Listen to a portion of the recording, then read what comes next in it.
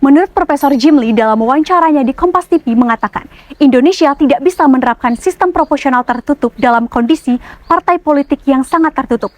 Hal ini dapat mengakibatkan Indonesia diatur oleh ketua umum dalam partai. Terdapat dua benang merah dalam mosi perdebatan. 1. Sistem proporsional terbuka. Menurut jurnal Bawaslu, sistem proporsional terbuka merupakan sistem pemilu di mana pemilih memilih langsung calon legislatif yang dikehendaki. 2. Sistem proporsional tertutup. Dalam hal ini, pemilih hanya dapat memilih partai politiknya saja tanpa mengetahui calon kandidatnya. Oleh karena itu, goals di sisi kami adalah menuju pemilu yang demokrasi, aman, dan kondusif. Maka dari itu, sistem proporsional terbuka adalah kunci yang tepat. 3 hal yang akan kami buktikan mengapa sistem proporsional terbuka lebih efektif. 1. Walaupun Indonesia bukan negara maju, Indonesia tetap lebih baik menerapkan sistem proporsional terbuka dibanding tertutup. Kenapa? Dalam status quo, saat ini rakyat Indonesia 99,9% masih belum melek terhadap dunia politik.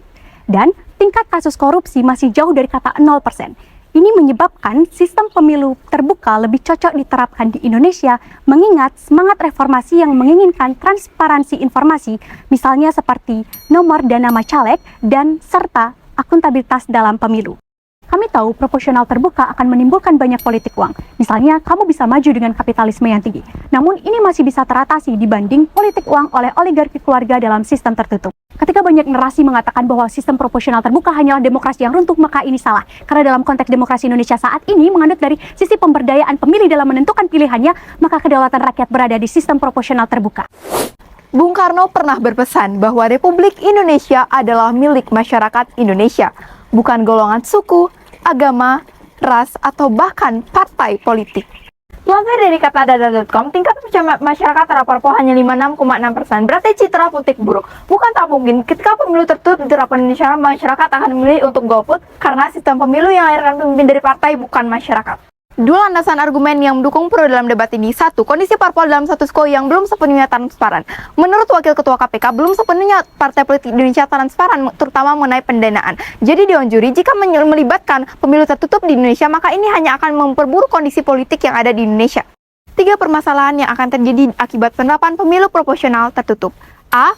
Politik money internal partai di mana akan terjadi jual beli nomor urut. Kemudian B. Oligarki internal partai di mana oleh tokoh-tokoh dalam partai di mana pemimpin bangsa akan ditentukan oleh putusan ketua umum, tak ada aspirasi dari masyarakat.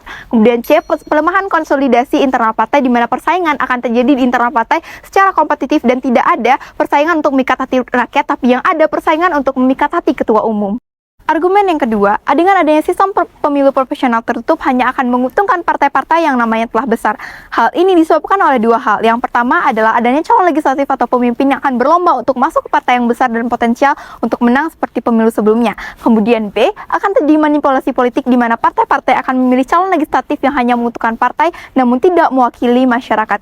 Jadi, mari kita tentukan kepada siapa nasib bangsa ini akan dipertaruhkan. Apakah pada ketua umum partai atau pada tangan kita sendiri. Sistem pemilu diganti sama dengan demokrasi dihianati. Kita tidak akan menemukan lagi demokrasi dari rakyat, oleh rakyat, dan untuk rakyat, karena nasib bangsa ini akan ditentukan oleh para ketua umum dari partai-partai politik papan atas dari sistem proporsional tertutup. Menurut PS Caniago, dalam wawancaranya menyatakan bahwasanya proporsional tertutup ini akan melemahkan partai-partai baru karena mereka ada potensi tidak mendapatkan kursi dalam legislatif. Dan ditambah lagi, kaderisasi dalam partai tersebut belum kuat, apalagi partai-partai kecil itu masih mengandalkan magnet-magnet elektoral atau orang-orang yang pengaruh untuk memajukan partai mereka. Maka dari itu, sebagai negara yang menganut paham demokrasi, proporsional terbuka sangat tepat untuk diterapkan dalam jangka waktu panjang dan sesuai dengan apa yang dibutuhkan. Karena 1, ini dapat membuka persaingan sehat antar caleg dan juga akan meningkatkan kualitas dari kampanye serta memudahkan untuk mobilisasi massa. Kedua, ini akan membangun kedekatan antara pemilih dan kandidat, karena pemilih dapat melakukan ataupun memberikan suaranya secara langsung kepada kandidat yang dikehendakinya.